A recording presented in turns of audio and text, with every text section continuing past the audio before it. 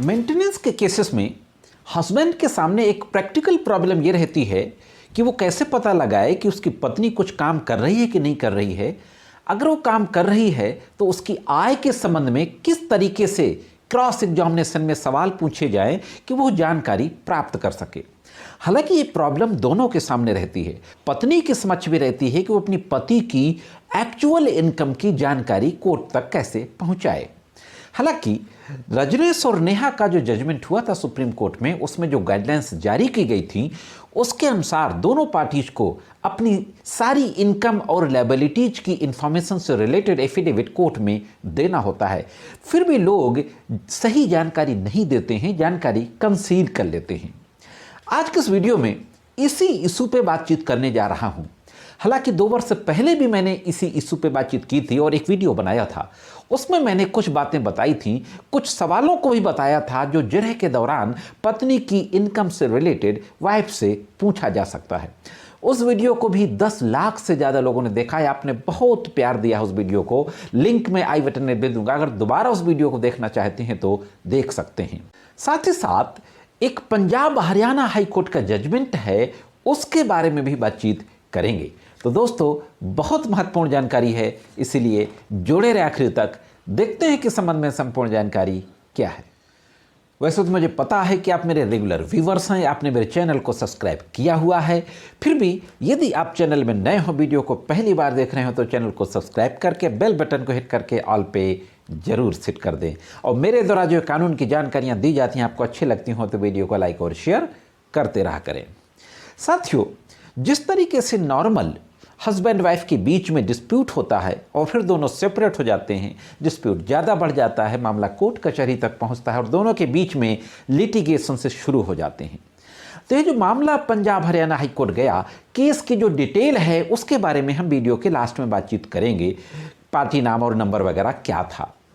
तो यह जो मामला था जो पंजाब हरियाणा हाई कोर्ट गया, इस मामले में भी शादी के कुछ ही दिनों के बाद हस्बैंड वाइफ के बीच में डिस्प्यूट बढ़ जाता है। दोनों के बीच में मुकदमेबाजी की शुरुआत हो जाती है। वाइफ के द्वारा 498A का केस फाइल किया जाता है, डोमेस्टिक वायलेंस का केस फाइल किया जाता है। मैं यहाँ पे आपको बताता चलूँ कि 498A का केस, हस्बैंड और उसके फैमिली के सारे लोग उस केस में एक्विटल हो गए थे। हस्बैंड के द्वारा सेक्शन 9 का केस फाइल किया जाता है, restitution of conjugal rights, Hindu marriage act की धारा 9 के तहत। उसमें सेक्शन 9 में डिक्री हो गई थी हस्बैंड के फेवर में। इसके बाद भी वाइफ उसके पास रहने नहीं गई थी। इसके बाद हस्बैंड के द्वारा सेक्शन 9 की डिक्री होने के बाद 498A के केस को डिसाइड होने के बाद, उसमें एक्विटल होने के बाद हस्बैंड के द्वारा डाइवोर्स का केस दाखिल कर दिया जाता है। इसके बाद वाइफ के द्वारा 125 का केस दाखिल किया जाता है। तो अब आगे देखते हैं कि आगे क्या होता है। साथियों, 125 के केस में जब हस्बैंड अपियर होता है, अपना रिटन स्टेटमेंट फाइल करता है, इसके बाद फाइनल आर्गूमेंट होता है एविडेंस के बाद, तो हस्बैंड के द्वारा ये बातें सब बताई जाती हैं कि 498A डिसाइडेड हो चुका है, उसमें सब लोग एक्विटल हो गए हैं और सेक्शन 9 की डिक्री के बाद भी वाइफ रहने नहीं आई। तो 2 मुख्य इशू पे आर्गुमेंट किया जाता है कि क्रुएलिटी प्रूव हो चुकी है और वाइफ बिना किसी रीजनेबल रीजन के अपने हस्बैंड का परित्याग किए हुए है, ये प्रूव हो चुका है। इसीलिए दोनों इशूज पे डाइवोर्स भी हो चुका है। क्रुएलिटी और डिजर्शन के ग्राउंड पे डाइवोर्स हो गया था और यह कोर्ट से निवेदन किया जाता है कि ऐसी स्थिति में 125(4) CRPC के तहत वाइफ को मेंटेनेंस लेने का कानूनी अधिकार नहीं है। हस्बैंड की इस बात से कोर्ट मुतमईन होती है और कोर्ट यह कहते हुए एक बात और कही जाती है हस्बैंड के द्वारा कि वाइफ ने यहां पर 125 फाइल करने के पहले दिल्ली में भी 125 का केस फाइल किया था। वहां पे वाइफ के अगेंस्ट एडवर्स ऑब्जर्वेशंस के साथ 125 का केस डिसमिस किया गया था। फैमिली कोर्ट यह पाती है कि वाइफ लगातार अपने वर्जन को इंप्रूव कर रही है, अपनी बातों को बदल रही है और वाइफ का जो केस था 125 का खारिज कर दिया जाता है। अब यहां पर यह केस क्यों खारिज किया गया, ऐसे कौन से सवाल जरे में पूछे गए थे, इसके बारे में भी बात कर लेते हैं।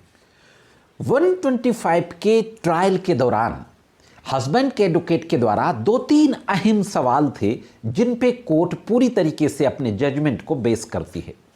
पहला सवाल यह था कि बैंक अकाउंट की जानकारी के बारे में वाइफ से पूछा गया कि बैंक अकाउंट है कि नहीं, बैंक डिटेल फाइल में दाखिल की है कि नहीं, पैन कार्ड यूज करती हो कि नहीं। वाइफ ने सबका जवाब हाँ में दिया, लेकिन जब उससे कहा गया कि कोर्ट में बैंक डिटेल नहीं है तो उसने कहा हाँ नहीं है।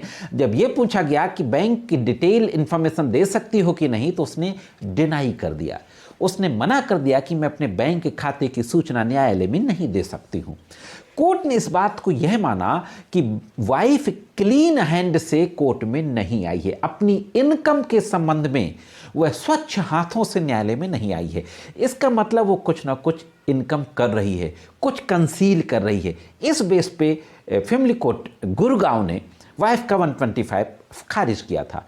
अब इसके बाद मामला पंजाब हरियाणा हाई कोर्ट पहुंचता है। हाई कोर्ट में क्रिमिनल डिवीजन दाखिल किया जाता है। तो हाई कोर्ट का क्या जजमेंट होता है उस पर भी एक नज़र डाल लेते हैं। ये जो हाई कोर्ट में जाता है केस खुशी एलियाज समीक्षा वर्सेज अंकित CRRF नंबर 467/2017 28 फरवरी 2020 को इसमें जजमेंट हुआ था। साथियों, इस मामले में हाईकोर्ट के समक्ष जो आर्गुमेंट किया जाता है वहां पर भी वही 2 पॉइंट हाईलाइट किए जाते हैं जो फैमिली कोर्ट के समक्ष किए गए थे। पहली बात कि रेस्टिट्यूशन और कॉन्जुगल राइट्स की डिक्री पारित हो चुकी, इसके बाद भी वाइफ नहीं आई, कॉन्जुगल राइट्स को रिस्टोर नहीं किया। दूसरी बात, क्रुएलिटी और डिजर्शन के ग्राउंड्स पे डाइवोर्स हो चुका, लिहाजा यह मेंटेनेंस पाने की हकदार नहीं है।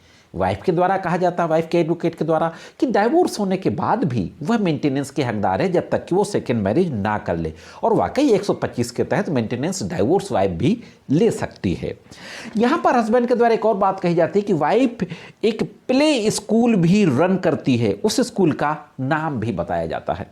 दोनों पक्षों के आर्गूमेंट सुनने के बाद कोर्ट बहुत महत्वपूर्ण बात कहती है।